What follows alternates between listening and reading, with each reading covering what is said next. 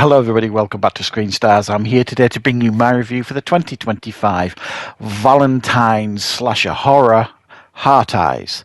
The film is directed by Josh Rubin and it stars Olivia Holt, Mason Gooding, Jordana Brewster and Devon Sawyer. Now the film follows what essentially is a Valentine's Day killer, serial killer.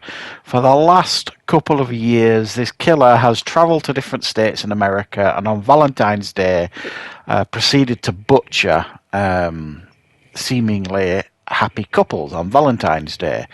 And he has now come to this new city on Valentine's Day and he has targeted this young couple.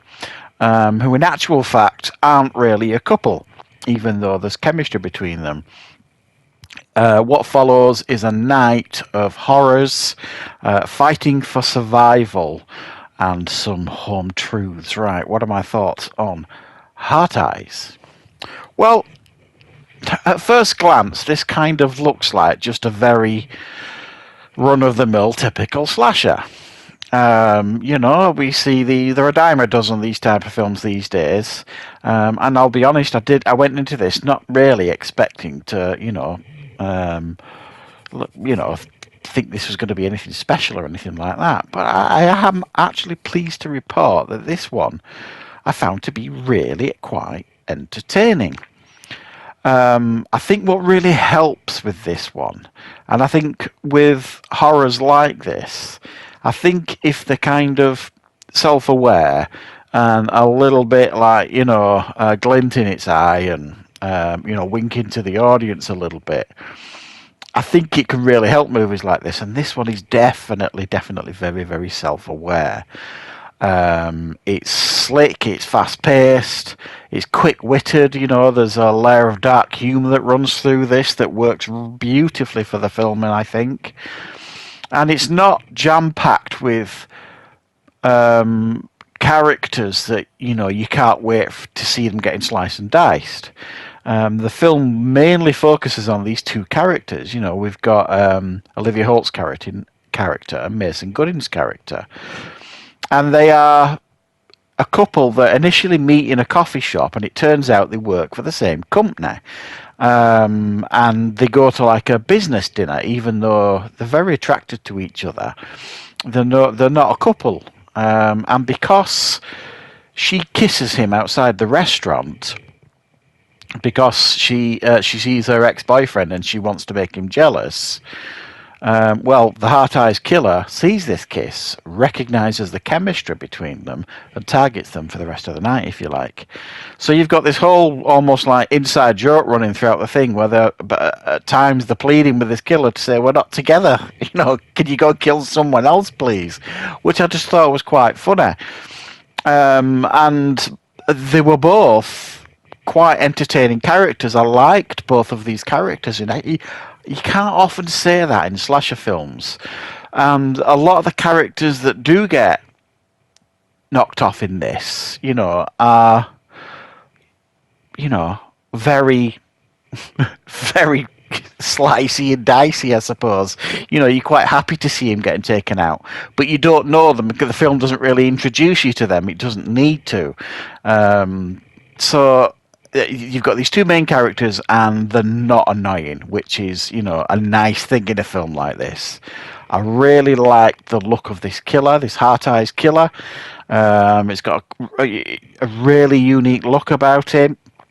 The whole heart eyes thing, I mean, essentially, when they come on, they are like infrareds, but they just look so cool when they're lit up and stuff. And this killer's absolutely brutal. There are a lot of fun kills in this as well, quite creative fun kills, and the violence is quite graphic and gory and stuff. It doesn't hold back. It's not trying to be, a teen friendly slasher film like so many of them are these days. That's for me where they fail every time pretty much, when they tone them down and make them tame for a younger audience, then they lose something, and this doesn't do it. It doesn't pander to a younger audience or anything. It's quite happy to be out there, graphic and violent. and it's a better film for it, in my opinion. I think for 3/4 of this film, I was really on board and invested. I thought like I say, it's a cool idea, this whole Valentine's Day killer. It's got characters I quite liked. It's got, fun kills, quick pace, like I say. So the humour's pretty good here. And then I think it kind of misses the landing, I suppose, is what I'm trying to say. Now, I don't think it's a terrible ending or anything like that. It's certainly an ending that works okay. It's just I generally find these films, when the unveiling takes place of the killer, the inevitable unveiling, I always find them to be incredibly underwhelming for the most part for these films. Pretty much all the modern Scream ones. I think the only Scream reveal that I thought was decent was the first one. The rest of them, I just found them all to be really underwhelming.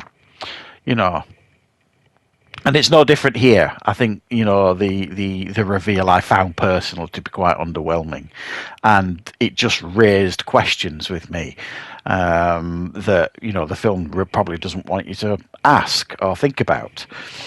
I was a little bit underwhelmed with that side of the film, but it doesn't spoil the film or anything. I think it just fails to elevate it above what it potentially could have been.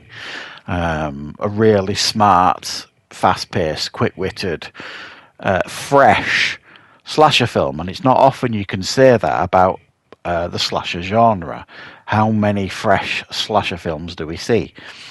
And this one, I think, has done that. It's given us a little bit of a fresh take on the genre, and I would be happy to see more of these. I suspect we are definitely going to see more of these.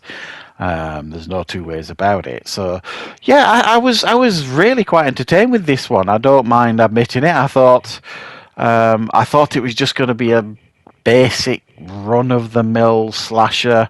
I didn't know an awful lot about it. I don't even think I'd seen a trailer. I'd heard about it, and I think if I did see a trailer, it was just a teaser.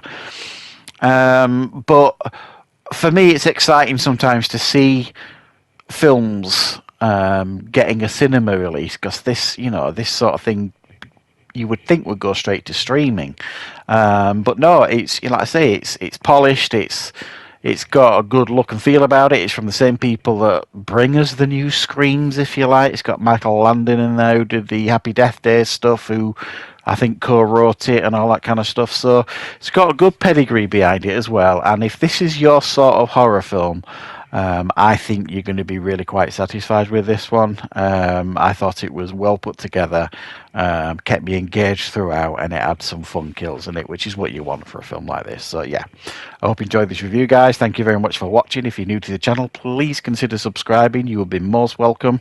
If you enjoyed this review, please click the like button, and you're most welcome to leave comments and share the video as well. So it's all helpful for the channel. So thanks for watching, and I'll see you back here with plenty more content very, very soon.